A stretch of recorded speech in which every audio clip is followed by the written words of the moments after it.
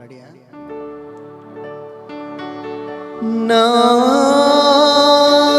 చేయి పట్టి నడిపించు యేసా, నీవేగా నా మార్గము.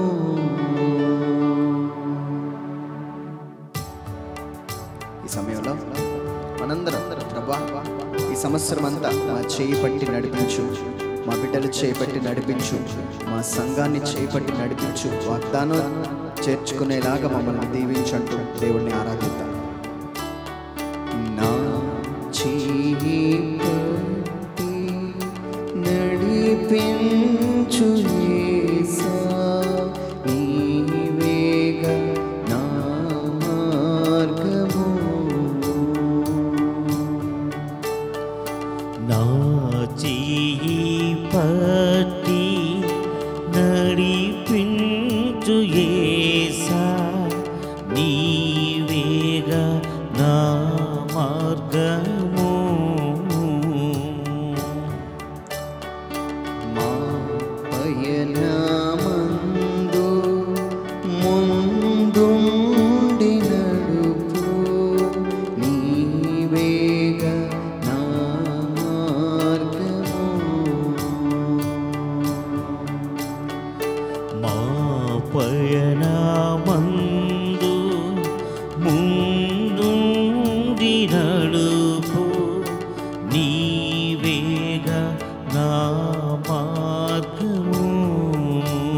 మా ప్రియ పరలోకపు తండ్రి, నీకే వందనాలు, వేలాది స్తోత్రాలు. మా పైన ముందుండి నడిపి మేము వాగ్దానము చేరుకునేలాగా దీవించమని అడుగుతున్నాం. యేసయ్య నామములో అడుగుతున్నాం తండ్రి, ఆమేన్.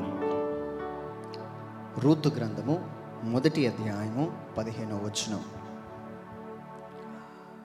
నీవును నీ తోటి కోడలి వెంబడి వెళ్ళుము అనెను. అందుకు రూతు, నా వెంబడు రావద్దనియు నన్ను విడిచి పెట్టమనియు నన్ను బ్రతిమాలు కొనవద్దు. నీవు వెళ్ళు చోటుకే నేనును వచ్చేదను, నీవు నివసించు చోటునే నేనును నివసించేదను. Praise the lord. నా ప్రియమైన సంగమా, రూతు వాళ్ళత్త ఒక ఆఫర్ ఇస్తుంది. నీ తోటికోడలు ఏ విధంగా అయితే తమ దేవుళ్ళను ఆరాధించడానికి తాను నివసించిన స్థలానికి వెళ్ళిపో అని చెప్పినప్పుడు రూతు దానికి ఒప్పుకోకుండా, నేను నీ వెంటే వస్తాను అని కన్ఫ్యూజ్ లేకుండా మంచి మార్గం వైపు, జీవమున్న మార్గమును ఆమె ఎంచుకున్నది కాబట్టి దేవుడు తన జీవితాన్ని ఆశీర్వదించాడు. ఈరోజు మన జీవితంలో కూడా ఏ మార్గంలోకి వెళ్ళాలి అనే కన్ఫ్యూజన్లో ఉంటుంటాం. ఈరోజు రూతును చూసి మనం నేర్చుకోవాల్సింది, ఎటువైపుకు జీవం ఉన్నదో ఆ జీవము గల మార్గము వైపు మన అడుగులు వేయగలిగితే దావీదు వంశము చిగురించున్నట్లుగా దేవుడు నీ వంశాన్ని చిగురింపడానికి ఆయన శక్తి కలిగిన వాడై ఉన్నాడు.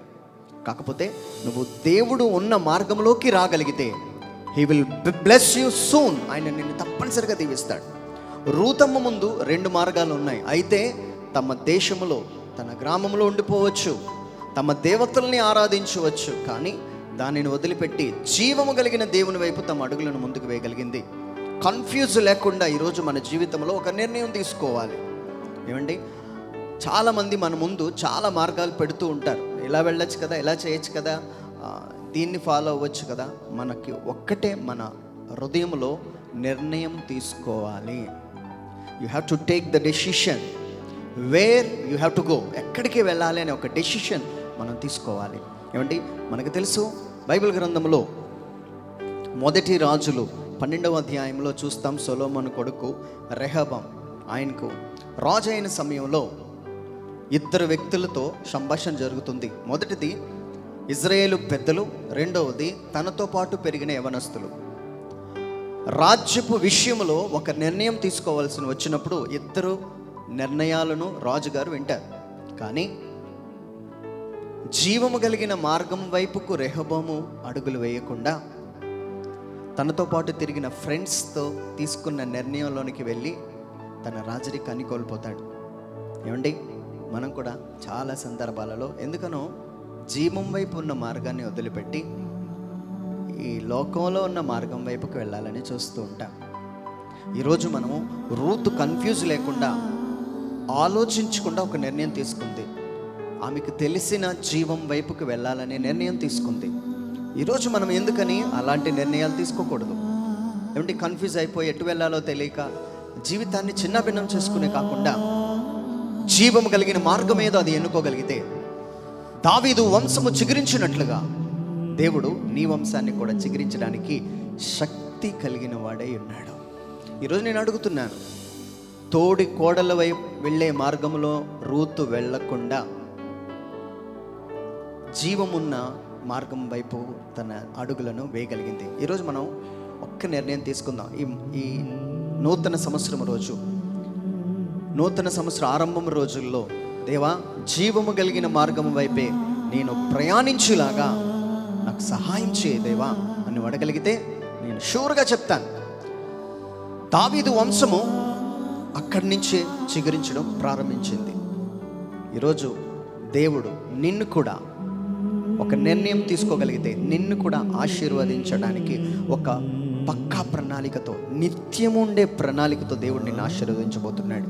కాబట్టి ఈరోజు అడుగుదాం, ప్రభువా రూతు చెప్పినట్లు నువ్వు వెళ్ళు స్థలముకే నేను వెళ్తాను, నువ్వు మాట్లాడే మాటల దగ్గరే నేను వింటాను, నువ్వు ఉన్న చోటుకే నేను వస్తాను అని ఒక్కరోజు చెప్దామా? ప్రభా నువ్వు ఉన్న స్థలంలోనే నేను ఉంటాను, నీకు ఇష్టమైన మాటలు మాట్లాడే దగ్గరే నేను ఉంటాను, నీకు ఇష్టమైన కార్యము జరిగే స్థలములోనే నేను ఉంటాను అని ఒక నిర్ణయం తీసుకోగలిగితే ఈ సంవత్సరం అంతా దేవుడు నిన్ను, నీ బిడ్డలను ఆశీర్వదించబోతున్నాడు. కళ్ళు మూసుకుందాం, ప్రార్థన చేద్దాం.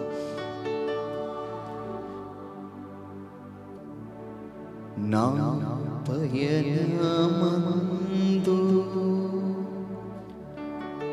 ముందుండి నడుపు,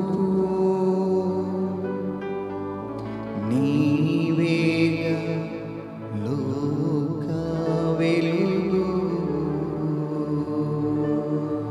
నా పయనమందు ముందుండి నడుపు, నీవేగా లోక వెలుగు. మా ప్రియ పరలోకపు తండ్రి, వాక్యం వింటున్న ప్రతి బిడ్డను నీకు అర్పిస్తున్నాను. నిన్న నేడు ఏకరీతిగా ఉన్నవాడా మేము నమ్ముతున్నాం. రూతు ఎలాగైతే తన అత్త వెంట వెళ్ళిందో ఈరోజు మేము నీ వెంట రావడానికి ఇష్టపడుతున్నాం. ప్రతి బిడ్డను ఆశీర్వదించండి.